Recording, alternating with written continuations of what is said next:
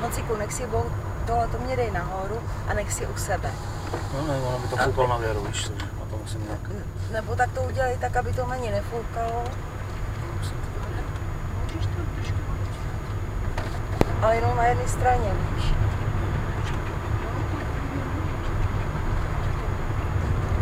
Ty seš toho celý jelen. Jo, Robinsone. mě to, jestli to není album. No To je. je pořádek, vždycky všude, v každém stavení. Vys a hryza. Tady kolem se. Ještě tak.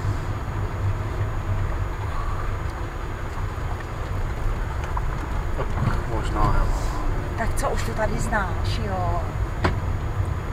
Teď už pojedeme do hlubokého lesa. Teď pojedeme do hlubokého lesa, no.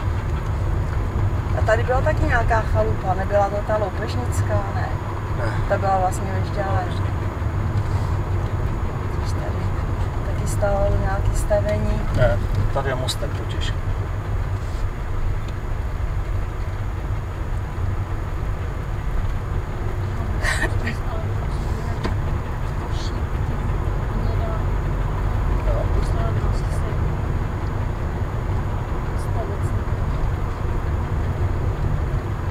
No to je hluboký To je les. hluboký les, co Honzi kutek babičce z lesa, Tady. že tam je čajnice.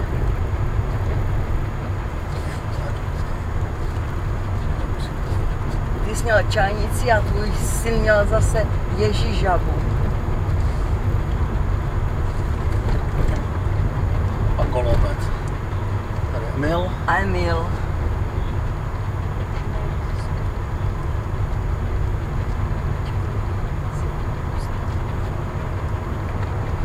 Kdože? Klapečkové?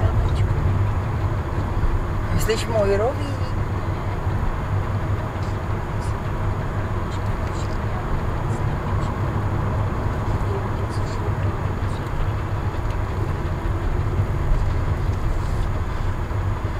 A koho to vidíme bystré oči?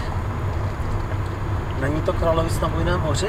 Ne, je to děda za komínem a dívá se, protože No, byl za komínem a viděl Žižku, jak jede. Ano. A Žižka se potom schovával, že jo, aby ho No, děda děda neviděl, ale děda seděl vepředu v autě.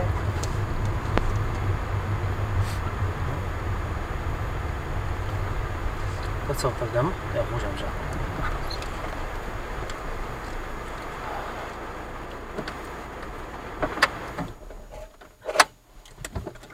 U Prokopovi jsou asi tam, mají otevřené.